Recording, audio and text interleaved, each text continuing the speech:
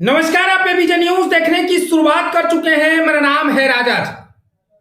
देखिए, साल 2024 का आज आखिरी दिन है, यानी तारीख है 31 दिसंबर। आज 12 बजे रात के बाद हम लोग 2025 में प्रवेश कर जाएंगे। लेकिन 2024 में किन किन नेताओं के लिए ये साल इतना अच्छा रहा, कितनी बड़ी बड़ी उपलब्धियां हासिल की, तमाम चीजें आज आपको हम बताएंगे। देखिए, साल 2024 का आज आखिरी दिन उन नेताओं के लिए अच्छा रहा जो नेता लगातार अपने क्षेत्र की आवाज उठाते रहे। उन नेता और उन शख्स का नाम है पूर्णिया सांसद पप्पू यादव। देखिए, साल 2024 के आखिरी पड़ाव पर हम लोग हैं। अब से कुछ घंटे के बाद साल 2025 में हम लोग प्रवेश कर जाएंगे। लेकिन ये साल 2024 पप्पू यादव के लिए खास साल था। यूं कहें तो 2024 का लोकसभा चुनाव में पप्पू यादव बड़ी जीत हासिल किए। न कि सिर्फ जीत हासिल किए, बल्कि इस साल में पूर्णिया लोकसभा क्षेत्र की जो जनता है उनसे जो वादे किए थे, उसमें से कई वादे को पप्पू यादव ने पूरा भी कर दिया। देखिए, पप्पू यादव की उपलब्धि ये इतना ही नहीं है। पप्पू यादव की उपलब्धि झारखंड में विधानसभा चुनाव को भी माना जा रहा है, क्योंकि झारखंड में जब विधानसभा चुनाव हो रहे थे तो पप्पू यादव 25 दिन तक कंटिन्यू झारखंड विधानसभा क्षेत्र के कई क्षेत्रों में जाकर मौजूद हेमंत सोरेन को फिर से मुख्यमंत्री बनाने के लिए लोगों से अपील कर रहे थे। वही पप्पू यादव की इतनी ही बड़ी उपलब्धि नहीं है। पप्पू यादव की इतनी बड़ी बड़ी उपलब्धि है जो आज हम आपको बताएंगे। देखिए, जब पप्पू यादव 2024 में लोकसभा चुनाव जीत दर्ज किए तो उसके बाद पप्पू यादव पूर्णिया लोकसभा क्षेत्र की जनता से कई वादे किए थे। इन वादों में पप्पू यादव तो अगर बात करें तो 3 से 4-5 वादे पूर्ण तरह से पूरे कर दिए हैं। पहला मुद्दा अगर पूर्णिया एयरपोर्ट की हो, दूसरा मुद्दा सड़कें कनेक्टिविटी को लेकर हो, तीसरा हाईकोर्ट बेंच को लेकर।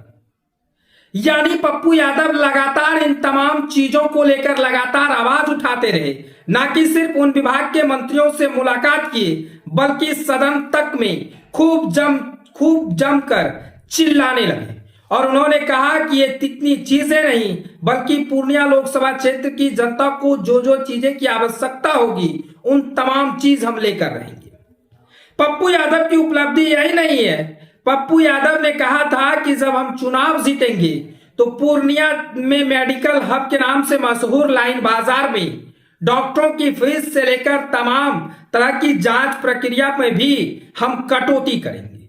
पप्पू यादव ने इनके लिए भी एक अभियान चलाया और उनके कार्यालय में पप्पू यादव ने एक अलग से अपना कार्यालय बनाया और उस कार्यालय में सिर्फ हेल्थ डिपार्टमेंट के लोग वहां पर बैठे रहते हैं और पप्पू यादव के आवास से लेकर कार्यालय तक जो लोग आते हैं उन्हें की हेल्थ की सुविधा को लेकर तमाम समस्याओं का समाधान भी होता है। देखिए, पप्पू यादव ना कि सिर्फ हेल्थ से जुड़ा हुआ काम किए, बल्कि पूर्णिया में सड़कें कनेक्टिविटी हो, रेलवे को कनेक्टिविटी कैसे अच्छे तरह से हो, तमाम तरह की बातें पप्पू यादव लगातार करते रहे। साल 2024 पप्पू यादव के लिए बड़ा साल था और पप्पू यादव ने बड़ी बड़ी उपलब्धि भी हासिल की है। जब झारखंड में विधानसभा चुनाव हो रहे थे और पप्पू यादव का एक ही नारा था कि हेमंत सरकार दोबारा हो, तो पप्पू यादव ने वहां भी अपनी उपलब्धि हासिल कर ली। लगातार 25 दिनों के कैंपेनिंग के बाद जब चुनाव का रिजल्ट आया तो पप्पू यादव ने कहा कि ये जीत ना तो हेमंत की है, ना तो हमारी है, बल्कि ये झारखंड की जनता की जीत है। झारखंड की जनता ने जो जनादेश दिया है, जो आशीर्वाद दिया है, यह आशीर्वाद हेमंत सरकार लगातार उन सभी के लिए खड़े उतरेंगे। और हम लोगों ने जिस विधानसभा क्षेत्र में काम किया है उससे इक्का दुक्का ऐसा क्षेत्र है जहां पर थोड़ी सी कमियां की वजह से वहां हार मिली, लेकिन 15 में से 12 सीट तो हम लोग चुनाव जीत गए। देखिए, पप्पू यादव झारखंड की बड़ी उपलब्धि मान रहे हैं, साथ ही साथ पूर्णिया तो उनका लोकसभा क्षेत्र है, पूर्णिया में भी बड़ी उपलब्धि मान रहे हैं। चाहे वो पूर्णिया जंक्शन की जीर्णोद्धार की बात हो, बनमनखी जीर्णोद्धार की बात हो, या फिर कुर्सेला रेलखंड की बात हो, या फिर जलालगढ़ और तमाम तरह के जो क्षेत्र हैं उन क्षेत्रों में रेलखंड की बात हो, सभी जगह पप्पू यादव आवाज उठा रहे हैं, उन विभाग के मंत्रियों से मुलाकात कर उनको बता रहे हैं कि हमारे क्षेत्र में इतनी चीजों की आवश्यकता है। पप्पू यादव तो सदन में मेडिकल हब्स के नाम से मशहूर लाइन बाजार का भी मुद्दा उठाया। इतना ही नहीं, भ्रष्ट अधिकारियों के खिलाफ भी पप्पू यादव खूब एक्शन मोड में रहे।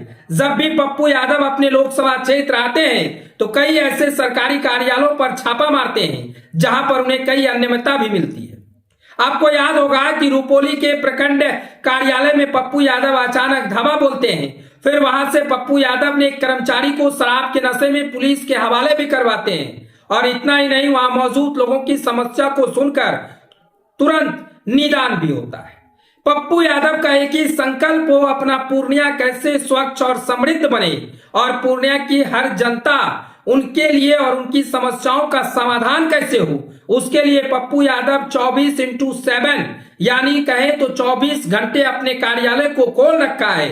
और पप्पू यादव के कार्यकर्ता हो या फिर पप्पू यादव के समर्थक हो, उन तमाम लोगों की सेवा के लिए हर समय तत्पर रहते हैं। पप्पू यादव की उपलब्धि इतनी ही नहीं है, पप्पू यादव की उपलब्धि तो तब होती है जब लोकसभा क्षेत्र का चुनाव होता है। पप्पू यादव अपनी पार्टी का विलय कांग्रेस में करते हैं, लेकिन कांग्रेस ने भी उन्हें धोखा देता है। पप्पू यादव निर्दलीय चुनावी मैदान में उतरते हैं, फिर उनका जो मेहनत कहे और उनकी जो उपलब्धि का रंग मिला वो चुनाव जीतने के बाद रंग मिला। हालांकि पप्पू यादव तो कहते हैं चुनाव जीतने को अभी 5 से 6 महीने हुए हैं, अभी तो पूरे के 5 साल बाकी हैं। 5 साल में पूर्णिया को जो दूंगा वो शायद पिछले 10 सालों में नहीं मिला होगा। पप्पू यादव इतना ही नहीं कहते हैं, पूर्णिया की जनता ने जिन्हें हमें इतने अगर कहें तो कम या फिर अच्छे या खराब ढंग से, जिस ढंग से हमें वोट किया और उसी ढंग से हम उन्हें उनका कर्ज कहें या फिर अगर कहें तो उनकी योगदान को मैं लौटा दूंगा। पप्पू यादव लगातार कहते हैं कि पूर्णिया को स्वच्छ समृद्ध कैसे बनेगा, इसके लिए हम दिन रात नहीं भी सोएंगे तो भी चलेगा, लेकिन पूर्णिया की जनता हमारे लिए सर्वोपरि है।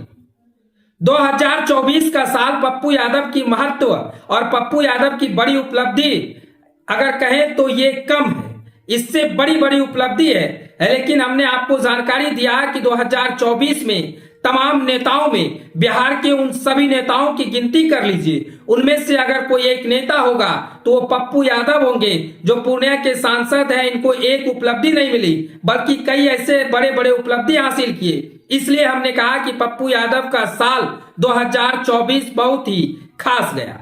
आने वाले 4 साल पप्पू यादव अपने संसदीय क्षेत्र के लिए क्या क्या करेंगे वो तो आपको हर अपडेट देते रहेंगे। फिलहाल तक के लिए इतना ही। अगर आप नए हैं तो हमारे चैनल को सब्सक्राइब कर लीजिए। तब तक के लिए धन्यवाद।